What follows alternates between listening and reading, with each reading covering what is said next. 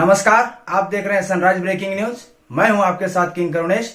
आइए 10 खबरें जानते हैं झारखंड की फटाफट के अंदाज में। रांची गुड्स ट्रांसपोर्ट एसोसिएशन ने सोमवार को बैठक की, जिसमें केंद्र सरकार के जीएसटी विभाग की ओर से ई वे बिल की वैधता सीमा 1 जनवरी तक घटाने का विरोध किया गया। बैठक दिगंबर जैन भवन में की गई। एसोसिएशन के प्रवक्ता ने बताया कि ई वे बिल की वैधता सीमा घटने से परिवहन व्यवसायियों के सामने समस्या आ गई है। बैठक में मुख्यमंत्री हेमंत सोरेन से मुलाकात कर समस्या की जानकारी देने का निर्णय लिया गया। अगले प्रमुख खबर की बात करें तो सरायकेला जिला अंतर्गत कांड्रा थाना क्षेत्र में टाडरी पहाड़ी के पास बीती रात को लगभग 9 बजे सड़क मार्ग पर 4 अपराधियों ने एक छोटी हाथी वाहन चालक से लगभग 3000 रुपए लूट लिए। बताया जाता है कि वाहन चालक दिन भर सवारी की ढुलाई करने के बाद अपनी कमाई को लेकर सीनी घर लौट रहा था। रास्ते में 4 लोगों ने उसे हाथ दिखाकर रोका। सवारी समझकर जब उसने गाड़ी रोकी तो उसके साथ लूटपाट कर दी गई। अगले प्रमुख खबर की बात करें तो रांची में युवती के साथ हुए दुष्कर्म की घटना के बाद सोमवार को भाजपा गिरिडीह कमेटी ने सीएम हेमंत सोरेन का पुतला दहन किया। भाजियों और महिला मोर्चा के नेतृत्व में जिला कमेटी के नेताओं और कार्यकर्ताओं ने झंडा मैदान में पुतला दहन किया गया। नेशनल क्षेत्र से प्रमुख खबर की बात करें तो सरना धर्म कोड की मांग को लेकर सोमवार को कोलकाता में सरना धर्म महासम्मेलन का आयोजन हुआ। यह आयोजन आदिवासी समाज सरना धर्म रक्षा अभियान के तत्वाधान में हुआ। कोलकाता के नेताजी इंडोर स्टेडियम में हुए इस सम्मेलन की अध्यक्षता धर्म गुरु बंधन तिग्गा ने की। इस अवसर पर पश्चिम बंगाल सरकार से मांग की गई कि जनगणना परिपत्र में सरना धर्म को शामिल करने के लिए प्रस्ताव सदन से पारित कर केंद्र सरकार को भेजा जाए। अगले प्रमुख खबर की बात करें तो चतरा जिला मुख्यालय से लगभग 25 किलोमीटर दूर पितीज गाँव के लोग एक अजीब से डर के साये में जिंदगी जी रहे हैं। इस गाँव के लोग आज के डिजिटल व आधुनिक युग में भी अंधविश्वास के जाल में जकड़े हुए हैं। स्थिति ये है कि यहाँ के लोग भूत प्रेत के डर से खेतों में लगे धान की कटाई नहीं कर रहे हैं। धान को खेतों में ही सड़ने के लिए छोड़ दिया है। ग्रामीणों की माने तो धान की कटाई करने से गांव पर विपत्ति आ जाएगी।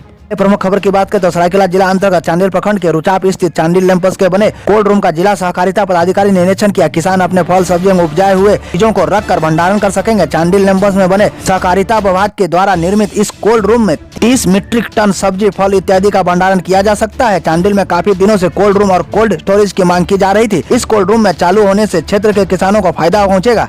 झारखंड राज्य में गांव की सरकार इस महीने के अंत तक विदा हो जाएगी। इसके लिए वीडियो स्तर से पंचायतों को लेटर जारी होने लगा है। उन्हें बताया जा रहा है कि किस किस डेट में उनका कार्यकाल और उनका पावर खत्म हो जाएगा। चूंकि त्रिस्तरीय पंचायती व्यवस्था के लिए 2020 में चुनाव नहीं कराए जा सके, अब प्रावधान के अनुसार पंचायतों की शक्ति समाप्त हो जाएगी। अगले प्रमुख खबर की बात करें तो चाईबासा पुलिस और सीआरपीएफ 60 बटालियन के संयुक्त अभियान चलाते हुए प्रतिबंधित भाकपा माओवादी संगठन के 4 सदस्यों को झाड़िया मारा गाँव से गिरफ्तार कर लिया गया। 3 बमों को सीआरपीएफ की बटालियन की बीटीएस टीम के द्वारा वहीं नष्ट कर दिया गया। वहीं अभियुक्तों से पूछताछ करने पर उन्होंने बताया कि भाकपा माओवादी के जोनल कमांडर जीवन कोंडलोना के द्वारा सुरक्षा बलों को हानि पहुंचाने के उद्देश्य से रात को हमला करने की योजना थी। प्रमुख खबर की बात करें तो रविवार की रात बंदगांव घाटी में नक्सलियों के द्वारा शक्तिपुंज बस में अंधाधुंध फायरिंग की गई। रांची से चाईबासा आ रही शक्तिपुंज बस जैसे ही बंदगांव घाटी पहुंची, पहले से घात लगाए नक्सलियों ने बस को रोकने का प्रयास किया। बस के ड्राइवर के द्वारा जब बस को नहीं रोका गया तो फिर नक्सलियों द्वारा बस पर अंधाधुंध फायरिंग कर दी गई। बस चालक की सूझबूझ से किसी भी यात्री को कोई नुकसान नहीं हुआ और बस सुरक्षित चाईबासा पहुंच गई। प्रमुख खबर की बात करें तो पलामू जिले के मनातू थाना क्षेत्र स्थित कुंडलीपुर में 1 जनवरी को हुए तिहरे हत्याकांड के बाद पुलिस की कार्रवाई तेज है। इसी क्रम में नक्सली प्रकाश सिंह और उसकी पत्नी प्रेमनी देवी की हत्या के मामले में पुलिस ने 5 आरोपियों को गिरफ्तार किया है। वहीं गांव में स्थिति सामान्य करने के लिए पुलिस की गश्ती तेज कर दी गई है।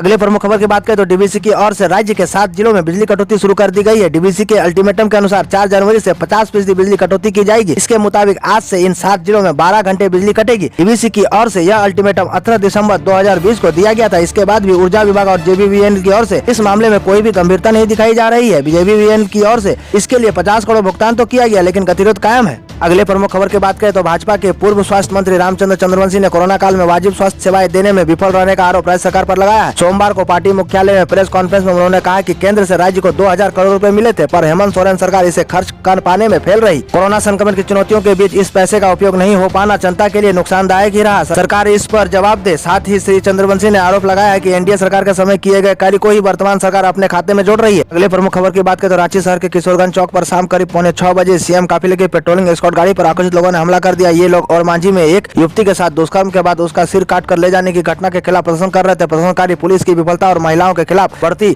आपराधिक घटनाओं के खिलाफ नारे लगा रहे थे। सरकार की उपलब्धि तो नहीं दिख रही, पर विफलता जरूर दिख रही है। मेहनत दाना मांगते बीत गए 1 साल और खत्म हो गई इधर कॉन्ट्रैक्ट पीरियड। कर्मचारी बैठे हैं अनशन पे। बता दें कि 14वें वित्त के लगभग 1600 कर्मी 17 दिसंबर 2020 से रांची में हड़ताल पर हैं। 3 जनवरी से 12 कर्मी अब आमरण अनशन पर भी बैठ चुके हैं। सभी सरकार से संविदा विस्तार की गुहार लगा रहे हैं। साथ ही वे बकाया मानदेय को लेकर भी सरकार से अपील कर रहे हैं। अगले प्रमुख खबर की बात करें हजारीबाग जिला के बरकट्टा थाना क्षेत्र के ग्राम कलाबाद जंगल में अवैध रूप से अंग्रेजी शराब निर्माण की सूचना पर पुलिस ने छापेमारी की। थाना प्रभारी ने बताया कि गुप्त सूचना पर कलाबाद गांव के अवैध अंग्रेजी शराब निर्माण की जानकारी मिली थी। पुलिस टीम ने छापेमारी की है। निर्माण में संलिप्त व्यक्ति अंधेरा और जंगल का लाभ उठाकर भाग निकला।